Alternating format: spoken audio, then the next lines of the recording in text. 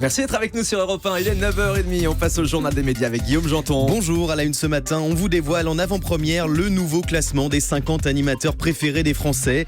Touche pas à mon poste accusé d'homophobie par une association et la chaîne numéro 23 mise en garde par le CSA.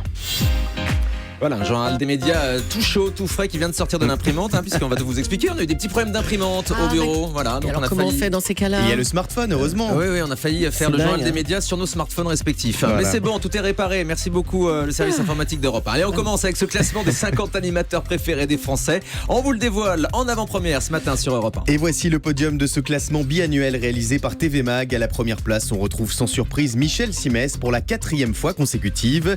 Le médecin le plus célèbre de France est juste devant son ami Nagui, qu'il ne manquera pas de narguer ouvertement dans les heures qui viennent. Et à la 3e place, on trouve Stéphane Bern qui devance Stéphane Plaza. Ce nouveau classement est aussi marqué par l'arrivée de petits nouveaux comme l'homme fort d'M6, David Ginola, 49e. C'était votre question, Julie. Est-ce que David Ginola rentre dans le classement? Hier, il est entré dans le classement. Ouais, c'est une entrée timide, mais c'est une entrée. Camille Combal, 48e, Marianne James, 45e, mais aussi Léa Salamé qui signe la plus belle entrée en cette fin d'année, directement à la 34e place. Des entrants, mais aussi des sortants, comme Cyril Hanouna qui ne figure pas dans ce classement, malgré le succès, l'immense succès de ses émissions sur C8. Ça. Justement, Nicolas Voller, rédacteur en chef de TV Mag, nous explique les raisons de cette absence surprenante. Cyril Hanouna était, je crois, 17e ou 18e en juin 2015. Il était passé à la 28e place en décembre dernier, à la 39e place en juin dernier. C'est-à-dire qu'il y avait une chute très régulière de Cyril Hanouna. Et là, il est sorti du classement, c'est-à-dire qu'il est sorti 53e dans notre résultat final. Nous ne prenons en compte que les 50 premiers. Je pense qu'il y a à la fois un côté clivant de Cyril Hanouna. En fait, son public, c'est 1,5 million de fans qui le regardent tous les soirs. Eux sont vraiment très très fans. Et à côté de ça, effectivement, beaucoup de gens disent qu'ils n'aiment pas Cyril Hanouna, même ceux qui ne le regardent pas d'ailleurs, puisque la question qu'on pose évidemment est quel est l'animateur que vous préférez à la télévision. Je trouve ça vraiment très étonnant comme résultat du classement, effectivement. Tiens, on va continuer de parler de Cyril Hanouna maintenant avec une nouvelle polémique à propos de Touche pas à mon poste, accusé cette fois d'homophobie par une association. Oui, l'émission à succès de C8 continue de faire couler beaucoup d'encre. L'association des journalistes LGBT a constaté qu'entre le 2 et le 30 novembre dernier, le sujet de l'homosexualité a été abordé 42 fois dans Touche pas à mon poste, entre, je cite, blagues graveleuses et allusions incessantes à la sexualité, notamment avec le chroniqueur Mathieu Delormeau. Sur son site internet, l'association accuse l'émission d'homophobie ordinaire, tout en précisant que TPMP n'est pas le seul programme à véhiculer ce genre de clichés. Si Cyril Hanouna ne s'est pas encore exprimé sur cette polémique, il pourrait bien réagir ce soir en direct sur C8. Surtout des blagues un petit peu lourdes et un petit peu malvenues parfois, mais de là parler d'homophobie connaissant Cyril Hanouna et le reste de l'équipe, les mots sont un petit peu forts, même si effectivement ça participe peut-être à une certaine banalisation de ces blagues. Allez, on passe à un autre sujet maintenant. La chaîne numéro 23, mise en garde par le CSA. Le Conseil supérieur de l'audiovisuel a adressé une mise en garde à l'encontre de la chaîne numéro 23 pour l'année 2015, durant laquelle elle n'a pas respecté ses obligations, à savoir mettre en avant la diversité de la société française, l'ouverture sur le monde sous l'angle de la diversité et la compréhension du monde contemporain. Les sages de l'audiovisuel regrettent que les rares émissions traitant de la diversité de la société française aient été diffusées à des heures de faible exposition. Mais depuis 2015, numéro 23 a sensiblement modifié sa grille des programmes avec de nouveaux formats qui respectent la promesse éditoriale de la chaîne, comme Faut pas pousser ou encore Menu président.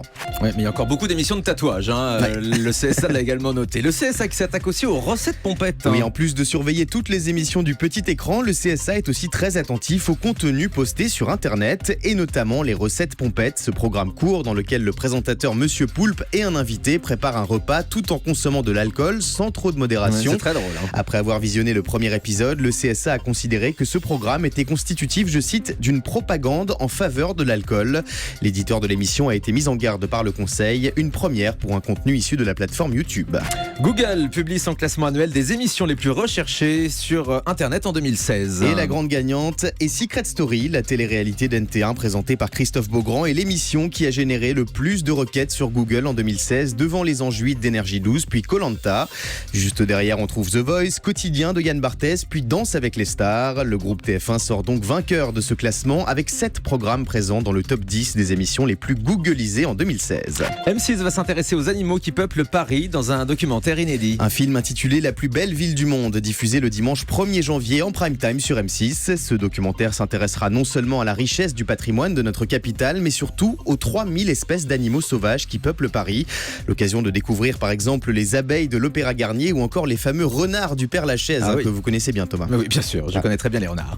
Alessandra Sublet annonce de nouveaux projets avec TF1. L'animatrice de la Cour des Grands sur Europe 1 accorde ce matin une interview aux Parisiens, l'occasion de faire le point sur ses projets avec TF1. Alessandra Sublet reconnaît que son talk-show bimensuel Action ou Vérité n'a pas rencontré le succès escompté. Elle explique qu'elle espérait recevoir davantage de politique dans l'émission, chose difficile à installer un vendredi soir sur TF1, case où les téléspectateurs sont davantage habitués à regarder des divertissements. Mais ce talk-show original reviendra tout de même en 2017, lors de la sortie d'un gros film de cinéma ou d'un événement particulier. La présentatrice annonce également de nouveaux projets avec le groupe TF1, une collection de portraits de personnalités en prime time sur TMC, mais aussi le lancement de la pièce de théâtre Folle Amanda avec Michel Bernier sur TF1. Et rendez-vous avec Alessandra tous les après-midi sur Europe 1 de 16h à 18h pour la Cour des Grands.